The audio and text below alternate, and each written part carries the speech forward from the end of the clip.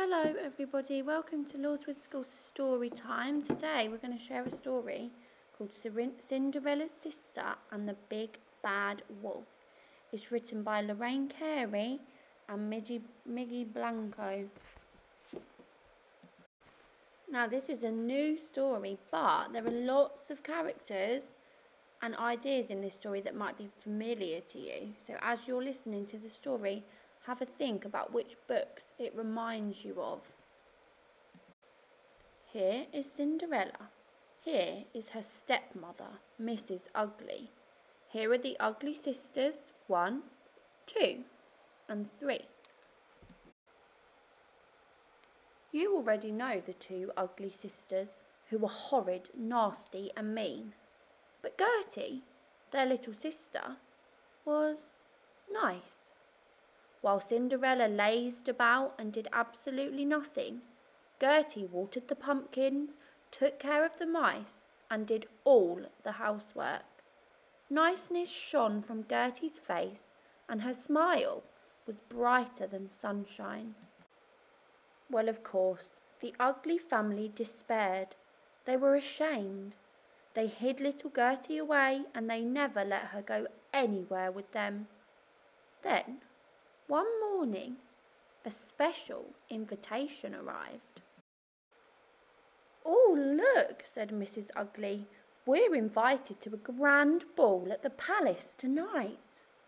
"A ball?" cried Gertie. "Oh, please can I go?" "You?" said Mrs. Ugly. "Go to the ball? Who'd believe that you're an ugly sister? You don't walk ugly. You don't talk ugly. And with that shocking smile on your face, you don't even look ugly." "Oh, but I am an ugly sister," Gertie begged. "And I can be bad. I know I can." "Well, okay," said Mrs. Ugly, "but you'll need lessons. A visit to the wicked queen should do the trick."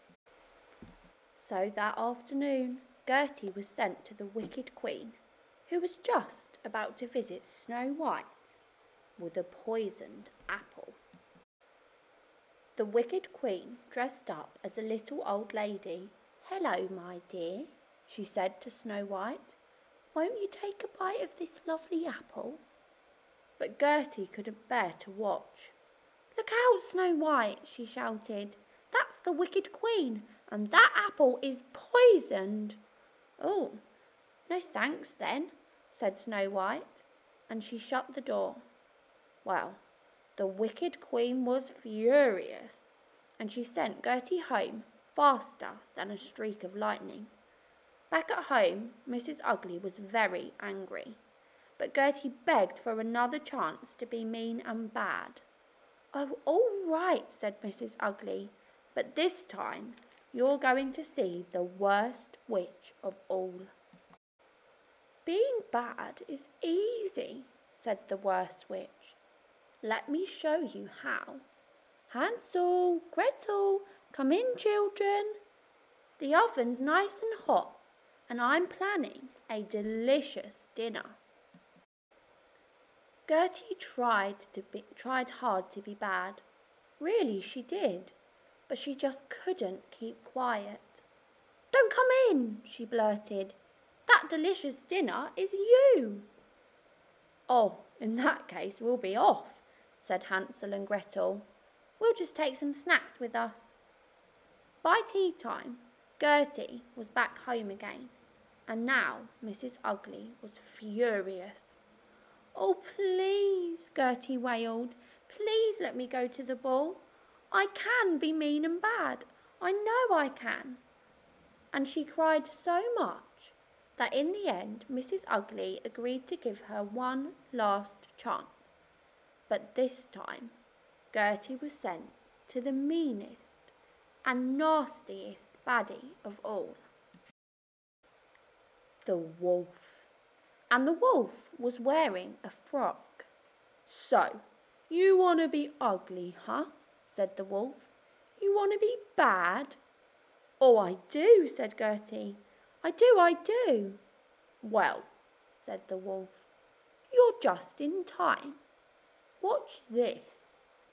and suddenly there was a knock, knock, knock on the door. And Little Red Riding Hood skipped in. "Oh, Grandma," said Little Red Riding Hood, "what big eyes you've got." "All the better to see you with," said the wolf. "Oh, Grandma," said Little Red Riding Hood, "what big ears you've got." "All the better to hear you with," said the wolf. "Oh, Grandma," said the Little Red Riding Hood, "what big teeth." "Stop!" Gertie shouted. "That's not your grandma. That's the wolf." And Little Red Riding Hood scarpered. The wolf turned to Gertie and drawled. "Please don't eat me," said Gertie. "I tried so hard to be mean and bad. I only wanted to go to the ball and—" "Ball?" said the wolf. "Did you just say ball? Oh, I've always wanted to go to a ball." "Come on," said Gertie. "Let's see what we can do." But by the time Gertie and the wolf arrived home, Mrs. Ugly and the two ugly sisters had already left for the ball. All was quiet. "We're too late," cried Gertie, when who should appear but a beautiful fairy. "I am your fairy godmother," said the fairy. She looked at Gertie and the wolf. "And I expect you two want to go to the ball, don't you?" "Stop!" shouted an angry voice. "Step away from that wand right now." It was Cinderella, and if anyone had been mean and bad, it was her. "What about me?" she screeched. "I've been waiting all night for a fairy godmother, and who is that wolf in that ridiculous dress?" Well, fairy godmothers do not like bad manners. "How dare you be so rude?" she said, and she quickly turned Cinderella into a mouse. But Gertie and the wolf went to the ball in beautiful new dresses, and a lovely time they had too. So lovely, in fact, that Gertie and Prince Charming fell in love and married soon after.